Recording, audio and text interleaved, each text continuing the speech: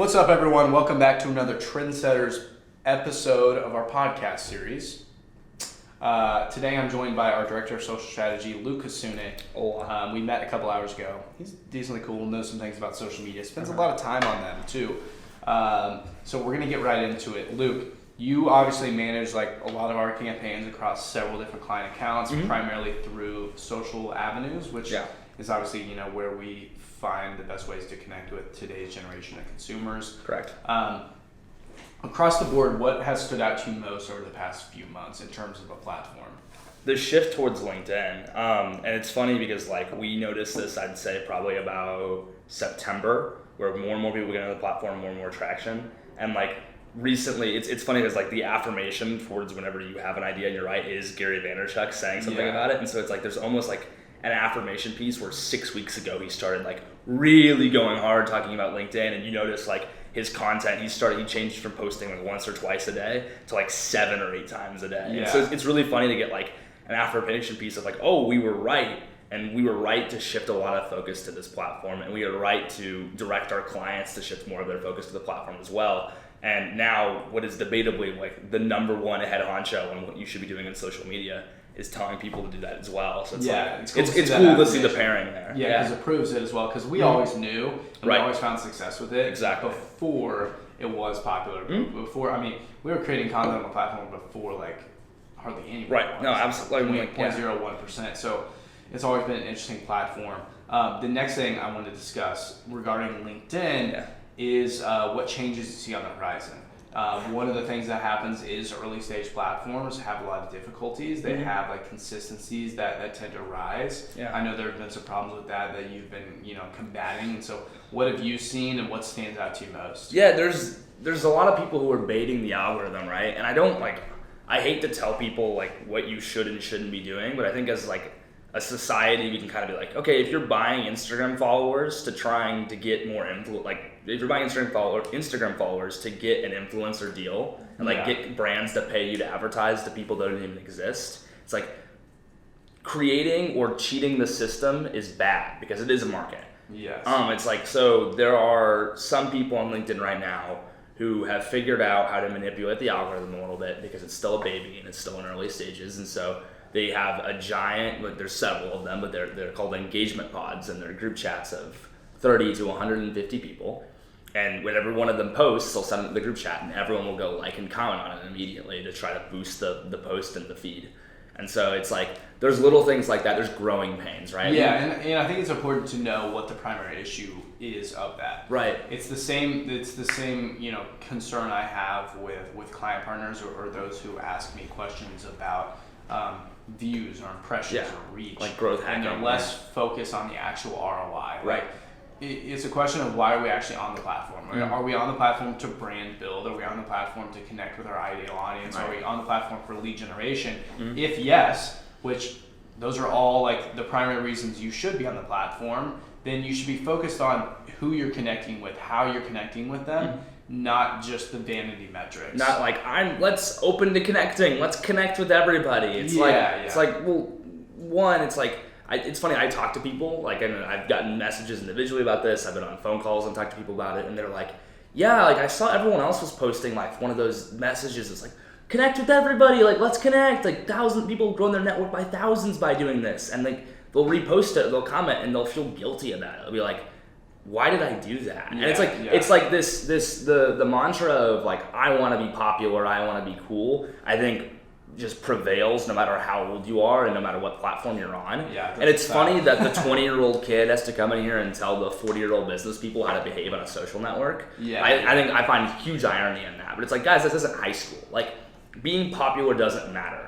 Having the most followers or the most likes on every single post consistently doesn't matter. It's if the post is good and the market decides the post is good, then you get all of the likes and all of the followers. It's you shouldn't try to cheat that just to boost your own ego. Even then, I can speak from personal experience. Some of our posts that get 300 engagements get 0 leads. Yeah. Some of the ones that get 35 likes bring in a whole myriad of leads. So I think it's important, the content you're pushing out, and what that results into, rather than the actual whatever. And then, so I do want to jump to TikTok next. Gotcha. Okay. So within TikTok specifically, It's sexy right now. A lot of personalities and like people are jumping on it personally.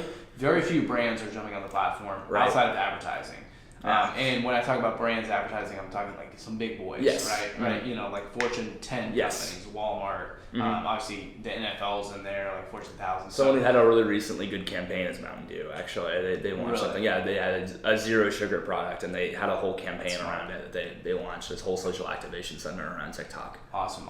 So tell me about some of the brands that have been finding success on the platform, and what it's going to take for more brands to hop on it. Because I know there's concerns with like how do we translate that production. Obviously, we've kind of figured that out, but most aren't going to figure that out right away. So what are your thoughts on that? Well, I think there's two things. I think there's a couple options. One is like, if you're a big enough brand, there's a lot of logistical issues to being on TikTok right now, which I think is preventing a lot of them from coming in. It's not Instagram where you can buffer out posts for a month and have all of your content get pre-approved and all this jazz. Like the actual process of creating the content you're gonna push out and getting it to the final stage of like being TikTok ready. So having the music, having the effects, like all of those things have to be done in app on one person's phone.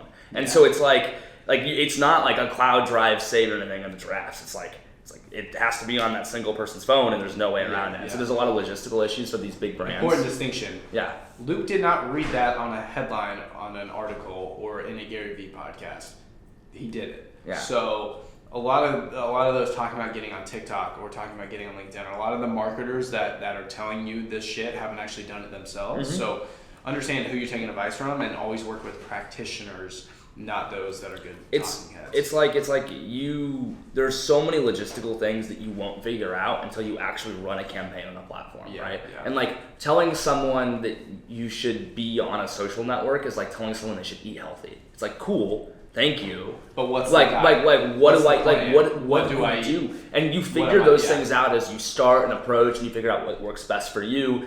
And like there's no one size fits all solution ever. No. And so to pretend like that exists and like your brand should be on TikTok because there's awareness. It's like, cool, thank you. Now what do? Like I'm a TikTok advisor or consultant or whatever. It's like, awesome. So you tell me about like the trends that are happening on the platform. Like I can just go look at that. Like it blows my mind sometimes. Like the not stupidity, but just like the lack of information that some of these larger firms miss because they overcomplicate the situation. Yeah, that makes sense. And then my final social network I want to hit with you is Snapchat. Yeah, you're huge on it.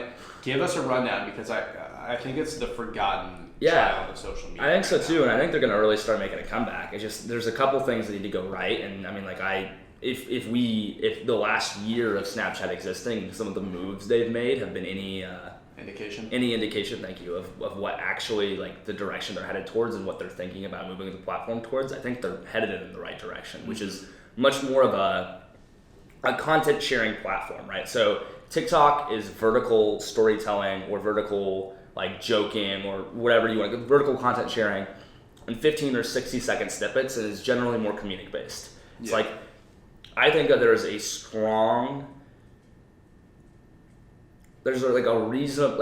very strong component of Snapchat, like what they're headed towards for vertical storytelling and like a longer form. So like a 5 to 10 minute, like a vertical YouTube video, a vertical YouTube show, rather than just like the short form like news sharing stories that more serious. It's also has the capability to be a visual CRM system. Absolutely. Where rather than subscribing to a YouTube channel or rather than following people on Instagram, correct, you could send them a video every single day or every single week, every single month. Yeah. And that video is going to show up. Here's the beautiful thing.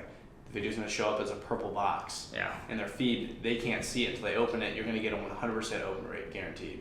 So that's what's most interesting about that platform. It's also the usability. Like when people are on Snapchat, they're in a different mindset, a different mode than they are social networks. So it has a little bit more value if you can tailor it. It's like using SMS just differently, right? And and the Discover page has that content shareability side of things, like I just discussed. But then paired with that, of course, you have the direct contact with your consumer and building that relationship up. That's so important.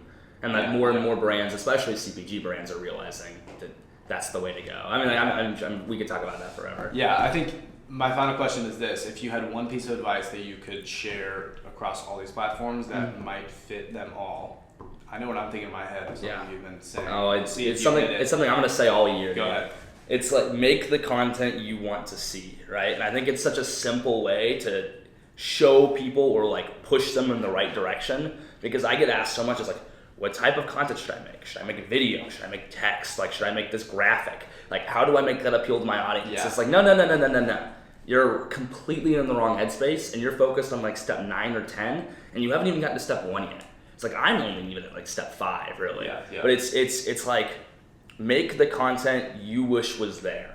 Because I guarantee you, if you see a hole, if you're like, man, I really wish that people were posting or talking more about this on Instagram or LinkedIn, it's like, then go do that. Because I guarantee you there's other people that think that too. It's the thinking without a box theory, Right. I think, because you spend less time looking at competition and what is the status quo, and then that allows you to actually be creative and create something that and exists. And through doing that, you pander, right? You're pandering to an Always, audience whenever yeah. you're like, And that's what the should I worst make thing- and who's this It's the going? worst thing you can do. Right. It's like no one cares. It's like make something, like judge your own content by the same standards you judge other people's. Like if you wouldn't want to stop and read something that you post, don't freaking post it, because it's like then if you wouldn't even want to read the thing that you wrote, then why would someone else want to? It's like people are smart. Like you're not fooling anybody. Like you're like, oh, connect with me, blah blah blah. Like most posts all on LinkedIn are blown up by engagement bots, but like. It's like posting something that provides no value or impact or like has no relationship build or no storytelling aspect to the reader. It's the holiday pointless. post. Yeah. It's the happy New Year's Eve. Go Chiefs! Like it's like cool. Every brand in Kansas City right now. Go Chiefs! It's like we don't care. Right. It's like like go Chiefs. We care about the Chiefs. We don't care about your content as it relates to the Chiefs. Like there's a little more creative ways to do it. But anyway, Luke, thanks so much for coming on the podcast. I appreciate it. One interesting note, guys, like I feel like I don't showcase a lot of these interesting conversations that I have with team members. Like this is what we actually do as a business, right? So I think I need to do a lot better job of that. You've obviously seen Luke here on LinkedIn a lot. So you're very familiarized with that, or you've seen him on Instagram, YouTube, Snapchat, TikTok, whatever. So let me know like what you'd like to hear from more, and I'll make sure to pry that out of these guys and gals with the team. So thanks so much for tuning in. I hope you have a fantastic rest of your day / week / month / year / lifetime. Let me know down below in the comments your number one takeaway from this podcast / video.